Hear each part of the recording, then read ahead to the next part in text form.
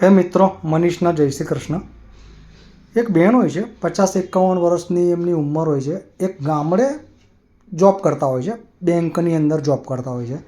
એમના ગામથી બીજા ગામમાં જોબ કરવા જતા હોય છે. તો ડેલી એક રેલવે સ્ટેશન પર આવે અને જોબ કરવા જાય. તો એક દિવસ એ જતા હોય છે, રેલવે સ્ટેશન પર ઊભા રહે છે. એમના પગનો પ્રોબ્લેમ હોય છે, બેસવાની જગ્યા નથી મળતી. જેમ તેમ કરીને ટ્રેનમાં ચડી જાય છે. તો ટ્રેનમાં પણ બેસવાની જગ્યા નથી હોતી, ઊભા રહે છે. તો એની થોડેક દૂર એક મજૂરન જે મજૂરી કરતી હોય છે એ બેન ઊભા થઈ જાય છે અને પેલા બેંક મેનેજર જે લેડીઝ હોય છે એમને કહે છે તમે બેસી જાઓ. પેલા બેન બેસી જાય છે, એમનો આભાર વ્યક્ત કરે છે. થોડીક દૂર ટ્રેન ઉપડે છે, થોડીક એક સ્ટેશન આવે છે, બેનની જોડેની જગ્યા ખાલી થઈ જાય છે. એટલે પેલી મજૂરન જે ઊભી હોય છે એને બોલાવે છે કે જગ્યા ખાલી થઈ ગઈ છે, તું અહીંયા આવીને બેસી જા. બેન નથી આવતા, પણ એક લેડીઝ હોય છે, એના હાથમાં છોકરો હોય છે, છોકરો બહુ રડતો હોય છે, એને કહે છે તમે જઈને બેસી જાઓ. એ બેનને ત્યાં બેસાડી દે છે. એ બેન બેસે છે, એનું સ્ટેશન આવે છે, એ પણ ઉતરી જાય છે. પાછા પેલા બેન પેલા મજૂરનને કહે છે તમે આવો, બેસી જાઓ, જગ્યા થઈ ગઈ છે. પેલા બેન નથી બેસતા. એક વૃદ્ધ હોય છે, એ વૃદ્ધને કહે છે તમે જાઓ, તમે જઈને બેસી જાઓ. એ વૃદ્ધ પણ આવે છે, બેસે છે.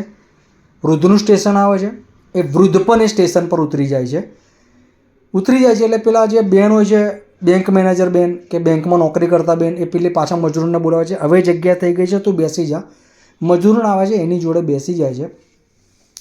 કુતૂહલવશ થઈને પેલા જે બેંકમાં નોકરી કરતા હોય છે એ બેન પેલા મજૂરનને પૂછે છે કે જગ્યા ખાલી થઈ, હું તને કીધું તું બેસી જા, તું ના બેસી. પેલા છોકરાવાળી માને બેસાડી, ફરી વખત જગ્યા થઈ તો પેલા તે વૃદ્ધને બેસાડ્યા, એવું કમ. તો પેલા બેન સરસ જવાબ આપે છે, પેલી મજૂરન સરસ જવાબ આપે છે કે બેન હું એટલી બધી પૈસાવાળી નથી કે લોકોને મદદ કરી શકું. બસ આવી રીતે હું નાની નાની લોકોને મદદ કરીને ભગવાનની પ્રાર્થના અને ભગવાનના આશીર્વાદ હું આવી રીતે જ લઉં છું. રસ્તામાં કંઈ પડ્યું હોય વીણી લઉં, કશું બી હોય, કોઈને તકલીફ પડતી નાની નાની મદદ કરું છું. વાર્તા મારી પૂર્ણ થાય છે. કહેવાનો મતલબ કે લોકો આ દુનિયામાં મદદ કરે છે ને તો સોશિયલ મીડિયા પર જાહેરાત કરાવે, મંદિરમાં તકતી લગાવે. ઘણા એવા લોકો પણ હોય છે જે મદદ કરતા હોય છે ને એના ડાબા હાથને પણ ખબર નથી પડવા દેતા.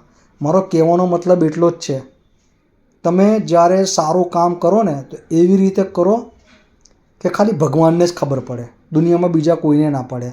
આટલું કહીને મારા વિડીયોને હું પૂર્ણ વિરામ કરું છું. મારા વિડીયોને લાઇક, શેર, સબસ્ક્રાઈબ કરજો. જય શ્રી કૃષ્ણ.